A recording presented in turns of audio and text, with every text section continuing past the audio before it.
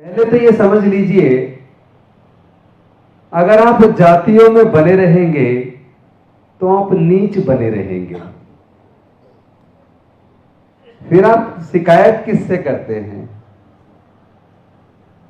या तो शिकायत मत करो, क्योंकि मैं जहां भी पूरे देश में जाता हूं और लोगों से पूछता हूं तुम्हारी उत्पीड़न का कारण क्या है, तुम्हारी बदहाली का कारण क्या है, तुम्हारे शोषण का कारण क्या है, तो सभी लोग कहते हैं कि हमारे उत्पीड़न का, बदहाली का और शोषण का कारण जाति है। वैसे तो दो लोग इस पे बहुत विस्तार से बोल चुके, इस पे मुझे बोलने के लिए कुछ बचा नहीं है, लेकिन मैं ये जरूर कहूंगा कि अगर जाति ही सभी प्रकार के उत्पीड़न का कारण है, तो हम जब तक जातियों को जिंदा रखेंगे तब तक हम उत्पीड़न को जिंदा रखेंगे। अगर उत्पीड़न से मुक्ति चाहिए, अगर आप नहीं चाहते कोई आपसे छुआछूत करे, कोई आपको नीच कहे, तो जितना जल्दी हो सके इस जाति रूपी कोढ़ की बीमारी को छोड़ दो। मैं पूछना चाहता हूं, अमेरिका में कोई जाति नहीं है, इंग्लैंड में कोई जाति नहीं है, कनाडा में कोई जाति नहीं है, इटली में कोई जाति नहीं है, स्पेन में कोई जाति नहीं है, चाइना में कोई जाति नहीं है, जापान में कोई जाति नहीं है, कोरिया में कोई जाति नहीं है, ऑस्ट्रेलिया में कोई जाति नहीं है, न्यूजीलैंड में कोई जाति नहीं है। जाति केवल भारत और भारत के सब कॉन्टिनेंट में है। जिसने जाति बनाई वो फायदे में हुए, और जो जाति में अपनी मर्जी से बना हुआ है वो नुकसान में है। तो फिर रोना किस बात का? ऐसी हर चीज को त्याग दो जो आपको नीच बनाए, जो आपको गुलाम बनाए, जो आपके साथ छुआछूत करे, जो आपको कमजोर बनाए। और भंते जी ने बिल्कुल सही कहा कि आरक्षण रूपी बैसाखी आपको ताकत नहीं दे रही है। एक समय और परिस्थिति थी जहां इसकी जरूरत थी, तो उसने हमें सबल बनाया, लेकिन आज वो बैसाखी हमें ठीक ठाक शरीर होने के बाद भी लंगड़ा के चलने के लिए मजबूर कर रही है। मैं देख रहा हूं बहुत सारे विभागों में, मंत्रालयों में, स्टेट गवर्नमेंट्स में बहुत सारी वैकेंसी निकलती हैं जहां डायरेक्ट इंटरव्यू होता है, और हमारा आदमी उस सब्जेक्ट में पीएचडी करने के बावजूद उसका वहां सिलेक्शन नहीं होता। और सिलेक्शन जो करने वाली बॉडी है वो खुद इतना विद्वान नहीं है, फिर भी हमारे काबिल लोग के सामने लिखता है not found suitable.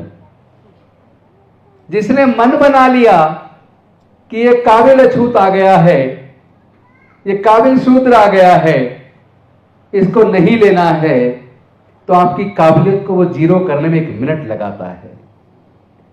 Delhi university के अंदर एक दौलत राम कॉलेज है, वहां प्रोफेसर डॉक्टर रितु सिंह जो असिस्टेंट प्रोफेसर थी, बेहद काबिल थी। मैं उनको बहुत अच्छे से जानता हूं, मेरे घर पे बहुत आना जाना रहा।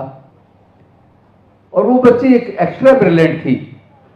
वहां की प्रिंसिपल ने सिर्फ इसलिए हटा दिया कि अगर दलितों में, अछूतों में, इस वंचित समाज में, इस शूद्रों में इतने काबिल लोग होंगे और उनको यहां आकर पढ़ाने का मौका मिलेगा, तो यहां ये अपने जैसे और विद्वान लोग पैदा करेंगे, तो ये जातियां जिनको हमने हजारों साल से गुलाम बनाया है, ये सबल बन जाएंगी, प्रबल बन जाएंगी, मजबूत हो जाएंगी। सिर्फ इसी जातिवादी मानसिकता की वजह से डॉक्टर रितु सिंह को टर्मिनेट कर दिया। वो लगभग 20 दिन से दिल्ली यूनिवर्सिटी में धरने पर बैठी हैं। यानी आपकी काबिलियत भी आपकी गले की जंजीर बन रही है, और उसका कारण वो रिजर्वेशन है जो आपको आगे बढ़ने से रोक रहा है। मैं पूछना चाहता हूं, वैकेंसीज तो कहीं है नहीं, कहीं 1 निकलती है, कहीं 2 निकलती है, मैक्सिमम कहीं 5 निकलती है। 5 वैकेंसी पे अनुसूचित जाति जनजाति के कई हजार लोग अप्लाई करते हैं, और उनमें सैकड़ों लोग बहुत ब्रिलियंट होते हैं। तो वो तो आप अगर बिना रिजर्वेशन के अप्लाई करेंगे तो भी आपको मिल जाएगी। फर्क सिर्फ इतना है, तब आप ज्यादा सीटें ले पाएंगे। रिजर्वेशन में आपकी 2 मिलती हैं तो 2 ही मिलेंगी। जर्नल से अप्लाई करेंगे तो हो सकता है अगर 100 वैकेंसी जर्नल की हो तो 100 में से आप 10 ले जाओ, लेकिन जब आप काबिल होने के बावजूद उस बैसाखी को छोड़ने को तैयार नहीं हो तो आप अपने गले में जंजीरें डालकर अपने आप को कैद करके रखे हो। दुनिया बहुत बड़ी है, तैरना तो सीखो, उड़ना तो सीखो। उड़ान इतनी, स्काई इज अनलिमिटेड। अगर आप उड़ेंगे तो कोई लिमिट नहीं है उड़ने की, लेकिन सीमा में रहेंगे तो फिर एक लिमिटेड आपका स्कोप है। लोगों ने मुझे कहा कि आप ये मंत्री पद से इस्तीफा क्यों दे दिया। मैं आज बंते जी के सामने और आप सबसे पूछना चाहता हूं, अगर कोई मुझे ये कहे कि या तो तुम डॉक्टर बाबा साहेब अम्बेडकर के मिशन मूवमेंट को चलाओ और ये बौद्ध धम्म का काम करो, या आप मंत्री बने रहो, तो दोनों में से किस रास्ते को चुनना चाहिए।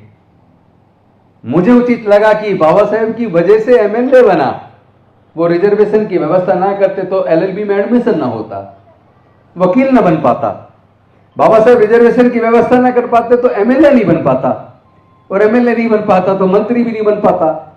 जो बाबा साहेब ने दिया, मैं उस बाबा साहेब के लिए अगर अपना जीवन भी कुर्बान करना पड़े तो करूंगा। तो ये कोई बहुत बड़ा काम नहीं कर दिया। मंत्री बनने के बाद कुछ बहुत ज्यादा कुछ नहीं मिल जाता। क्या मैं बंगले की गाड़ी की शक्ल देखूं? मेरे समाज पे उत्पीड़न होता रहे, बहन बेटे की इज्जत लूटती रहे, बस्तियां जलाई जाती रहे, युवाओं का कत्ल होता रहे, और मैं केवल इस बात से संतुष्ट हो जाऊं कि मैं मंत्री हूं? लानत है ऐसी मंत्री पद की कुर्सी पर। अपने समाज की लड़ाई को किसी को तो लड़ना पड़ेगा।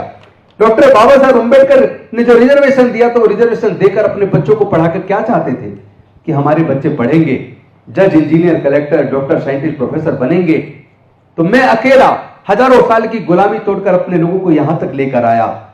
जब मेरे इतने सारे समाज के लोग पढ़ लिख कर डॉक्टर बन जाएंगे, इंजीनियर बन जाएंगे, वकील बन जाएंगे, जज बन जाएंगे, कलेक्टर बन जाएंगे, साइंटिस्ट बन जाएंगे, प्रोफेसर बन जाएंगे, मैं अकेला जब हजारों साल की गुलामी तोड़कर इतनी तरक्की दे गया, फिर ये सारे लोग मिलकर जब समाज के लिए करेंगे तो मेरा समाज पूरी दुनिया में बहुत आगे निकल जाएगा। लेकिन मेरे समाज के लोगों ने धोखा दिया। इसीलिए 1956 में 18 मार्च को जब डॉक्टर बाबा साहेब अम्बेडकर आगरा आए तो उन्होंने कहा था, मुझे मेरे पढ़े लिखे लोगों ने धोखा दिया। आज मुझे याद आती है उनकी बात, और वो 5 दिसंबर की बात भी याद आती है, जब रात को काफी टाइम हो गया। नानक चंद रत्तू से उन्होंने कहा कि रत्तू, काफी देर हो गई, अब तुम भी घर चले जाओ। तो जब डॉक्टर बाबा साहेब अम्बेडकर को उन्होंने लिटाया और उनके पैर ऊपर किए, तो बाबा साहेब ने एक बात कही कि रत्तू, काफी देर हो गई, तुम चले जाओ, लेकिन आज मेरा मन बेहद दुखी है। ऐसा लगता है जैसे मैं वर्षों से सोया नहीं हूं। मेरा मन करता है कि आज मैं अच्छे से जी भर के सो लूं। लेकिन रत्तू, तुम मेरे समाज के लोगों को बोलना, मैं इस कारवां को बड़े मुसीबतों के साथ, बड़े दुख और कष्ट झेलकर यहां तक लेकर आया। इसमें बड़ी कुर्बानी दी है, बड़ा संघर्ष किया है, मेरे रास्ते में बड़ी बेड़ियां डाली गई, बड़े कांटे बिछाए गए, फिर भी बड़ी मुसीबतों के बाद मैं यहां तक लेकर आया हूं। रत्तू, तुम मेरे समाज के लोगों को बोलना कि मेरे बाद इस कारवां को आगे लेकर जाएं, और अगर आगे ना ले जा सके कम से कम यहां तो रोक के रखें। तो वो बात बाबा साहेब का, वो जो मन की पीड़ा थी, क्योंकि अगले दिन तो बाबा साहेब नहीं उठे, अगले दिन बाबा साहेब नहीं उठे, वो नहीं थे। तो ये बात मुझे बार बार याद आती है कि क्या हम सब गद्दार बनेंगे या कोई बाबा साहेब के प्रति वफादारी से, ईमानदारी से समाज का काम भी करेगा। तो मैं इसीलिए मैं कहता हूं, होके मायूस नायूस शाम से ढलते रहिए, जिंदगी भोर है सूरज से निकलते रहिए, एक ही पांव पे ठहरोगे तो थक जाओगे, धीरे धीरे ही सही राह पे चलते रहिए।